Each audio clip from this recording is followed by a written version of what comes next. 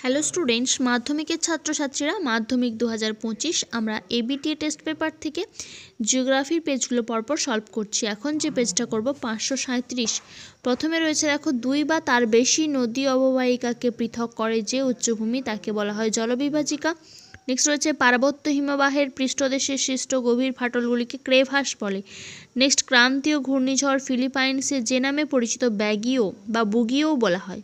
ওকে, next রয়েছে পর্বতের ঢাল বেয়ে নেমে আসা শীতল বায়ুকে বলে ক্যাটাবেটিক বায়ু। মনে রাখার সুবিধার জন্য তোমাদেরকে বলে দিয়েছিলাম কাটা। ঘুড়ি যদি কেটে যায় তাহলে দেখি আমরা নিচে নামতে থাকে ঘুড়ি, তোমরা যে ঘুড়ি ওড়াও, ওকে, সেই ঘুড়ি, তাহলে ঘুড়ি কেটে গেলে কেটে যাওয়া থেকে ক্যাটাবেটিক এবং সেটা নিচে আসতে থাকে। ওকে, যেটা পর্বতের ঢাল বেয়ে ওপরে ওঠে তাকে বলে অ্যানাবেটিক বায়ু। ওকে, পরেরটা রয়েছে যেখানে উষ্ণ ও শীতল স্রোত মিলিত হয় তাকে বলে হিমপ্রাচীর। পৃথিবী থেকে চাঁদের মধ্যে সর্বনিম্ন দূরত্ব হলো পেরিজি। যে বর্জ্যের কারণে জলাভূমিতে ইউট্রিফিকেশন ঘটে তা হলো কৃষি বর্জ্য। ভারতের বৃহত্তম কেন্দ্রশাসিত রাজ্যটি হলো লাদাখ। নীলগিরি পর্বতের নিকটবর্তী পশ্চিমঘাট পর্বতমালার গিরিপথটি হলো পলঘাট। গোদাবরী নদীর একটি প্রধান উপনদীর নাম প্রাণহিতা। নেক্সট, হেক্টর প্রতি জোয়ার উৎপাদনে যে রাজ্য প্রথম? মধ্যপ্রদেশ। নেক্সট, পূর্ব ভারতের একটি রেল ইঞ্জিন নির্মাণ কেন্দ্র হলো চিত্তরঞ্জন। এটা তোমাদের ম্যাপ পয়েন্টিংয়েও আসে। ভারতের টেক সিটি নামে পরিচিত পুনে। নিচের যেটি সূর্য সমলয় উপগ্রহের উদাহরণ নয় সেটি হলো ইনস্যাট। খেয়াল করবে, উদাহরণ নয় বলেছে। ওকে, তারপর চলে আসছি আমরা শুদ্ধ অশুদ্ধ। রয়েছে হিমরেখার অবস্থান অক্ষাংশের সাথে পরিবর্তিত হয়, শুদ্ধ। নেক্সট, আর্দ্রতা পরিমাপক যন্ত্রটির নাম হাইগ্রোমিটার, শুদ্ধ।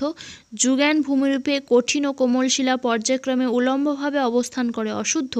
এটা হবে অনুভূমিকভাবে অবস্থান করে। নেক্সট রয়েছে হ্যাডলি সেলের উপস্থিতি মেরু অঞ্চলে দেখা যায়, অশুদ্ধ, সেটা নিরক্ষীয় অঞ্চলে দেখা যায়। ওকে, নেক্সট রয়েছে জলাশয়ের মাধ্যমে জলসেচ পদ্ধতি দাক্ষিণাত্য অঞ্চলে দেখা যায়, শুদ্ধ।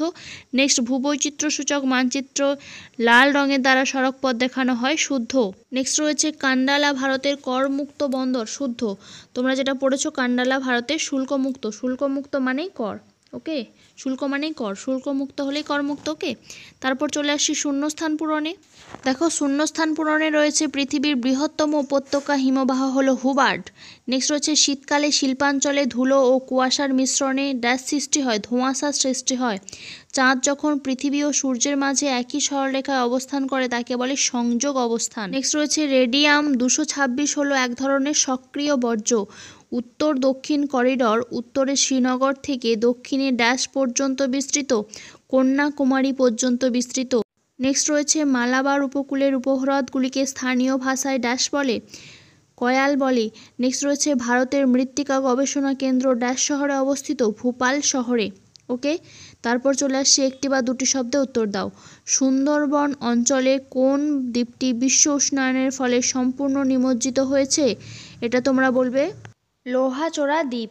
তারপর রয়েছে রাজস্থানের থর মরুভূমির শুষ্ক নদীখাত কী নামে পরিচিত? ওয়াদি নামে পরিচিত। নেক্সট রয়েছে ঋতু পরিবর্তনের সাথে সাথে কোন সমুদ্র স্রোত প্রবাহের দিক পরিবর্তন করে? মৌসুমি। নেক্সট রয়েছে ডিসলেক্সিয়া রোগ কোন ধাতব দূষণের ফলে হয়? এটা হবে সীসা। নেক্সট, ভারতের একমাত্র বন্দর ভিত্তিক লৌহ ইস্পাত শিল্পকেন্দ্রটির নাম কি? বিশাখাপত্তনম। নেক্সট রয়েছে ফ্রান্সের রোন নদীর পার্শ্ববর্তী অঞ্চলের ওপর দিয়ে প্রবাহিত স্থানীয় বায়ুর নাম কি? Mistral.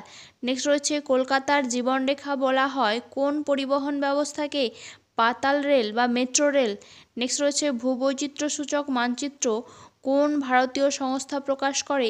SOI, survey of India. তারপর রয়েছে দেখো স্তম্ভ মেলানো।